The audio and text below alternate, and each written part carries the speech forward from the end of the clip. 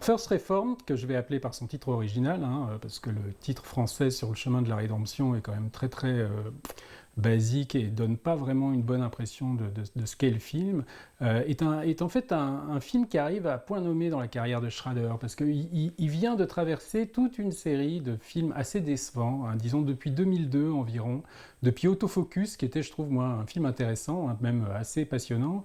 Il a eu des expériences terribles avec des producteurs qui lui ont menti, notamment un film qui s'appelle The Dying of the Light, hein, avec Nicolas Cage, qui lui a complètement échappé, qui a été remonté dans son dos.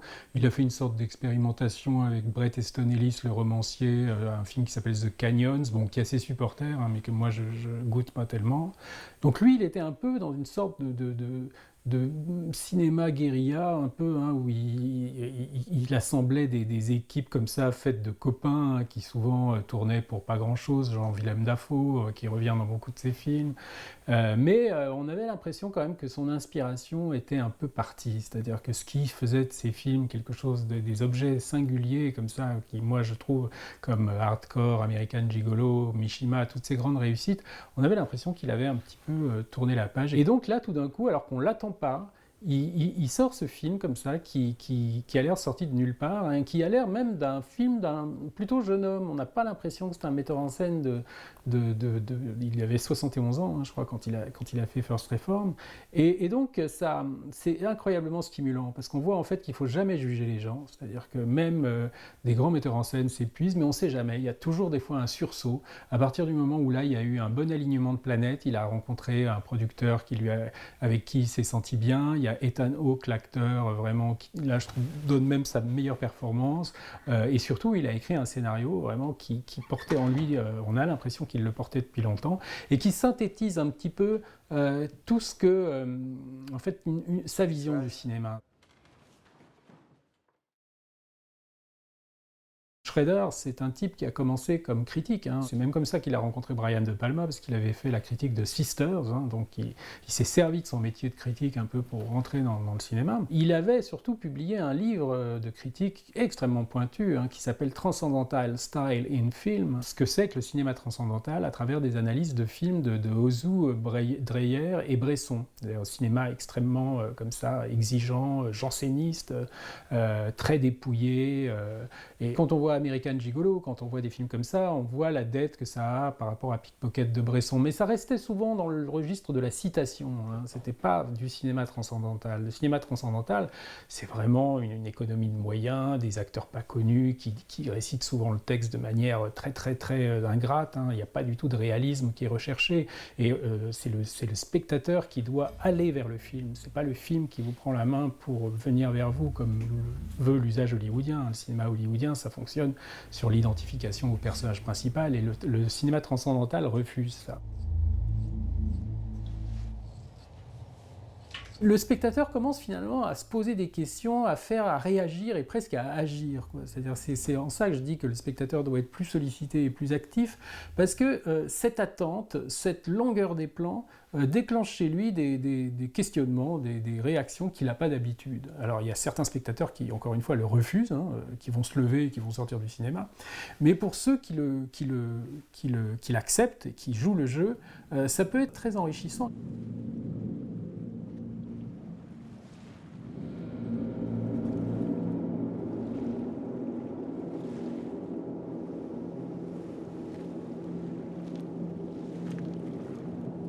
Et donc là, il pensait depuis longtemps quand même faire un jour un film comme ça, c'est-à-dire, enfin en tout cas qui s'en approchait.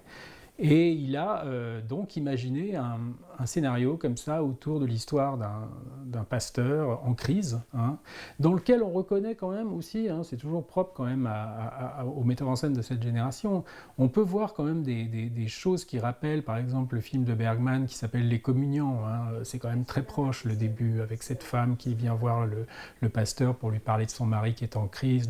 Chez Bergman, c'est la peur de la bombe atomique, là c'est la peur de la catastrophe écologique. Maybe I shouldn't care about whether people like me. Did Jesus worry about being liked? Il y a aussi des citations de journal d'un curé de campagne, hein, de Bresson, avec ce pasteur qui écrit son journal, comme ça, hein, et qui est malade, qui a un cancer. Ce pasteur, c'est un vrai personnage schraderien, c'est-à-dire c'est un type qui va basculer, c'est-à-dire par conviction, pour être fidèle à la cause qu'il croit juste, il ne va pas hésiter presque à devenir aussi violent et aussi suicidaire que le personnage de Taxi Driver, par exemple. Hein. Be strong in the Lord and in his mighty power. Put on the full armor of God. On va le voir enfiler une veste explosive, pratiquement comme un djihadiste. Hein. Et ça, c'est propre à Schrader. C'est-à-dire, Schrader définit toujours ses personnages comme des gens qui sont tout seuls. Enfin, un type, il dit toujours, un type seul dans une chambre porte un masque. Et c'est un petit peu qu'est-ce qui se passe à partir de là. C'est-à-dire le masque, ce qu'il appelle le masque, c'est la profession. Hein. Un coup, il est gigolo, un coup, il est chauffeur de taxi, un coup, il est pasteur, un coup, il est drug dealer, comme dans Light Sleeper, hein, un film qu'il a fait avec William Dafoe, qui suit un petit peu ce schéma-là aussi. Donc c'est un film éminemment schraderien. Je trouve que là, on retrouve finalement la meilleure veine du cinéma de Schrader, et moi, je le mettrais vraiment dans ses 5 meilleurs films, peut-être même ses 3, hein, avec un cadre 1,33, hein, donc quand même très très exigeant sur la forme. Et on voit que tout d'un coup, il arrive comme ça à 71 ans à faire, moi je trouve, un de ses meilleurs films. Dans le paysage du cinéma américain, on a l'impression que c'est une gifle, quoi. C'est-à-dire que c'est quelque chose qui prend le contre-pied absolu de pratiquement tout ce que le cinéma américain fait aujourd'hui. Je ne parle pas des séries, là, je parle des films, que ce soit dans le rythme, que ce soit dans la manière de faire jouer les acteurs, que ce soit je vous dis même le format utilisé. Hein. Je trouve que c'est le film de toute sa carrière qui rassemble un petit peu, enfin qui ressemble un petit peu et qui épouse un peu l'esthétique du cinéma transcendantal, sur laquelle il avait beaucoup déliré, beaucoup fantasmé, beaucoup écrit. Le décor extrêmement ascétique, hein, il n'y a pas de musique dans le film, c'est quand même très austère. Il y a une histoire un peu qu'on pourrait vaguement appeler une histoire d'amour, mais c'est quand même vraiment pas du tout ce à quoi les spectateurs américains ou même le grand public peut s'attendre. Donc c'est pas du tout le cinéma qui va forcément correspondre à l'idée que les gens s'en font aujourd'hui, hein, c'est-à-dire de passer un bon moment, quoi. Si on n'a vu aucun film de Dreyer, aucun film d'Ozu, aucun film de Bresson, on n'est pas habitué à ce genre de langage, hein, on n'est pas habitué à ce genre de rythme. Moi, je trouve qu'il faut peut-être faire un effort, hein, mais il faut faire aussi un effort pour plein d'autres films. Hein. Je veux dire, c'est pas dès qu'on sort des films de super-héros ou de ce que fait Hollywood aujourd'hui. Si on veut regarder un film comme ça d'auteur personnel, il faut parfois, des fois, tendre un peu l'oreille tendre la main au cinéaste, parce que c'est pas le contraire.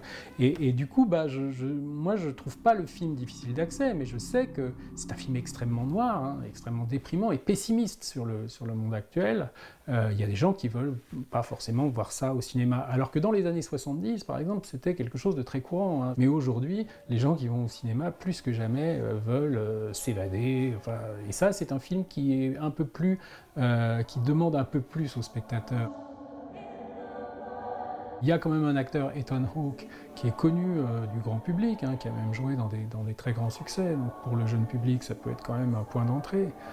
Mais voilà, quoi, c'est quand même un constat extrêmement pessimiste sur le monde actuel, quoi. Et il y a des gens qui n'ont pas forcément envie de voir ça. Pour d'autres, je vous dis, moi, c'était mon cas en tout cas, j'ai trouvé le film extrêmement stimulant. C'est-à-dire, c'est un des films les plus stimulants que j'ai vus ces dernières années. Alors pour le casting, il a choisi Ethan Hawke, hein, pour jouer le rôle principal de ce pasteur. C'est quand même un comédien qu'on connaît beaucoup depuis quelques années. On l'avait même, je crois, son premier film, je me demande si c'était pas Explorers de Joe Dante. Après, il avait joué un rôle important dans le Cercle des poètes disparus. Et on l'a vu comme ça évoluer, hein, mais souvent, il faisait le supporting part. Et là, tout d'un coup, vraiment, il a un rôle extrêmement fort, extrêmement marquant, il porte le film sur ses épaules. You all know Reverend Toller from First Reformed. Autour de Ethan Hawke, hein, il a réuni un casting qui n'est pas constitué d'acteurs extrêmement célèbres, mais qui sont tous quand même assez solides et qu'on a vu dans d'autres films. Il y a une actrice qui s'appelle Victoria Hill aussi, qui joue le deuxième rôle féminin, qui est très bien. Et il y a Amanda Seyfried, qu'on avait vu jusque-là dans des films comme Chloé de Atom et Goyan. On l'a vu dans Manque, hein, aussi, de David Fincher récemment, quoi. Mais c'est pas des acteurs qui ont vraiment explosé. Disons que là, je trouve que ce qui est vraiment particulier, c'est de voir un personnage, un acteur comme Ethan Hawke, tout d'un coup, s'emparer d'un personnage, hein, parce qu'il n'a jamais joué un truc comme ça, et on a l'impression qu'il a toujours été ce type-là. C'est-à-dire, c'est quand même extrêmement frappant de voir à quel point on croit, parce que croire à un personnage religieux comme ça aujourd'hui américain, c'est pas évident. Alors, ça vient aussi de l'écriture, hein, parce que on a accès à ses pensées intimes par le journal qu'il écrit, tout ça. Mais moi, je trouve qu'on est en empathie avec lui, quoi. Alors, c'est pas forcément le cas de tout le monde, hein. Visiblement, il y a des gens qui restent un peu bloqués parce qu'ils sont pas dans la même pensée que lui. Mais moi, en tout cas, j'ai été vraiment frappé par la performance d'Ethan Hawke, qui est pour moi un des grands plus de ce film. Et souvent, Schrader n'a pas forcément eu il n'a pas forcément eu des castings très heureux. Enfin, moi, j'aime bien Nicolas Cage, mais je trouve que les deux films qu'il a fait avec lui, c'est pas forcément ses meilleurs films non plus. Là, franchement, je trouve que c'est une performance. Il aurait dû être nommé à l'Oscar, hein. Schrader lui-même a été nommé à l'Oscar du meilleur scénario original et c'était la première fois de sa carrière. C'est-à-dire on a du mal à penser que Taxi Driver n'a pas été nommé à l'Oscar, Raging Bull non plus. Donc ils ont jamais eu, il n'a jamais été reconnu, hein, par l'establishment hollywoodien. Et ça vient, je pense, aussi du caractère extrêmement violent de ces films, extrêmement incorrect, hein, parce que Schrader est un personnage politiquement incorrect qui n'hésite pas à choquer. Et ça ne plaît pas à Hollywood, hein.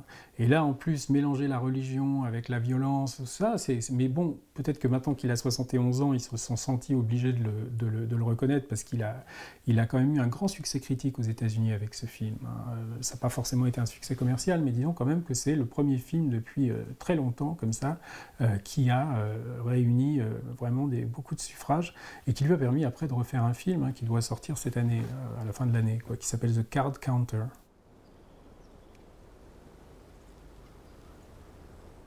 Dans la carrière de Schrader, il y a eu une évolution, hein. Il y a eu au début, quand il a commencé sa carrière de réalisateur, hein, il était quand même assez réaliste, naturaliste, hein. Quand on voit Blue Collar, des films comme ça, c'est quand même des films sur la société américaine qui sont faits de manière presque documentaire, hein, comme ça, avec des chefs opérateurs qui n'essayent pas d'enjoliver les choses. Et puis après, à partir de American Gigolo, disons, quand il a rencontré le chef opérateur John Bailey, il a pris un virage où il est devenu plus attentif comme ça à l'esthétique, hein. On sent qu'il y avait l'influence de cinéastes comme Bertolucci aussi, donc, dont il a emprunté des collaborateurs, comme Fernando Scarfiotti. Après, quand il a fait Mishima, c'était encore à un autre niveau, hein, puisque là, on sent que vraiment l'esthétique prime, dans Cat People aussi, même si je trouve que c'est pas forcément toujours très réussi. Mais il a donc vraiment eu une évolution sur le plan esthétique, hein, et c'est ça qui a rendu son cinéma, moi je trouve aussi, parce qu'il n'était pas forcément convaincant au début, hein. Il y a toujours cette résistance quand un scénariste star devient réalisateur. On a souvent tendance à dire oui, mais bon, c'est pas lui qui sait donner le plus de vibrations aux histoires qu'il écrit. Par exemple, les gens avaient tendance à penser que quand c'était Brian De Palma ou Martin Scorsese qui filmaient ces scénarios, ça avait une plus grande force. C'était sûrement vrai au départ, hein, mais je trouve que sans égaler forcément De Palma ou Scorsese dans leurs meilleurs films, je trouve que Schrader a finalement, sur la moyenne, quand on regarde le nombre de films, je trouve très réussis qu'il a fait comme réalisateur, on en a quand même 6 ou 7, hein, ce qui est quand même vraiment pas mal, quoi. C'est pas du tout, je trouve, du cinéma de scénariste. Moi, je trouve qu'aujourd'hui, dans le cinéma américain, je vois pas quelqu'un qui pourrait être proche de Schrader, parce que Schrader, c'est quelqu'un qui sait à la fois écrire, hein, c'est un très grand scénariste. Il y a des metteurs en scène qui sont connus pour être auteurs, mais moi, je les trouve, que ce soit Wes Anderson, que ce soit Noah Baumbach, des gens comme ça, je ne trouve pas du tout qu'ils sont dans son même sillage. Lui, c'est quelqu'un qui a développé vraiment une vraie méthode d'écriture. C'est un maître de la structure. Il sait très très bien vraiment fabriquer une architecture. Et c'est souvent pour ça qu'on l'appelait. Par exemple, sur Raging Bull, hein, quand Scorsese l'a appelé, c'était vraiment pour refondre complètement un scénario qui était écrit par Mardik Martin et qui n'avait pas donné satisfaction. Et lui, bon, même si sa version n'a pas réuni tous les suffrages, il a su en tout cas de trouver la bonne structure. Et ça, c'est pas évident. Il est extrêmement organisé. Quand il parle de l'écriture de scénario, il parle toujours de cette idée comme ça qu'il faut en fait exprimer un problème à travers une métaphore. Enfin, c'est très didactique, hein, raconter comme ça, mais lui, c'est une méthode qui fonctionne très bien pour lui. C'est-à-dire que la solitude, hein, dans Taxi Driver, il y a cette métaphore du taxi avec ce type qui est dans ce cylindre comme ça, qui se balade dans la ville, cette voiture comme ça où il a l'air qu'en fait d'être enfermé dans son monde comme ça et qui reflète sa solitude. Et dans American Gigolo, c'est un type qui donne de l'amour mais qui est complètement creux à l'intérieur. Donc en fait, il fallait pouvoir trouver une profession qui exprime ça. Donc le gigolo, ça reflète un petit peu le personnage que Schrader était à l'époque. C'est-à-dire il avait des tas de problèmes personnels, il allait voir le psy et c'est en fait en discutant avec son psy un jour qu'il a commencé à se rendre compte qu'un de ses problèmes, c'était qu'il ne savait pas accepter l'amour, quoi. C'est-à-dire que dans les histoires qu'il avait avec des femmes, il se sentait pas assez digne et ça provoquait des tas de problèmes. Et c'est là qu'il a trouvé la métaphore. Il a dit après, tiens, le gigolo, ça pourrait être un personnage intéressant pour exprimer ça à l'écran. Donc en fait, il a toujours cette démarche-là. Et dans First Reform, c'est sûrement pareil aussi, hein, même si c'est pas aussi personnel, je pense, ça ne reflète pas forcément ce qu'il vit en ce moment. Hein. Je suis pas sûr que les préoccupations du pasteur joué par Ethan Hawke par rapport au déclin de l'environnement soit quelque chose qui le touche autant, mais ça le touche forcément un peu. Et donc on peut faire comme ça une sorte de réunion, hein, je veux dire que ce soit Richard Gere dans American Gigolo, Robert De Niro, parce que moi je considère Taxi Driver presque comme un film de Schrader réalisé par Scorsese. Hein. C'est presque plus proche de Schrader que de Scorsese dans le scénario et dans les thèmes. Et Mishima et le personnage de William Dafoe dans Light Sleeper, même le personnage de Nick Nolte dans Affliction, hein, même si c'est une adaptation là cette fois d'un livre de Russell Banks, je trouve que c'est des grandes figures du cinéma de Schrader, quoi. Et à 71 ans d'arriver à faire une nouvelle entrée comme ça dans son cinéma avec un personnage comme ça qu'on a l'impression d'avoir jamais vu avant et qui est un des plus forts, c'est pas donné à tout le monde.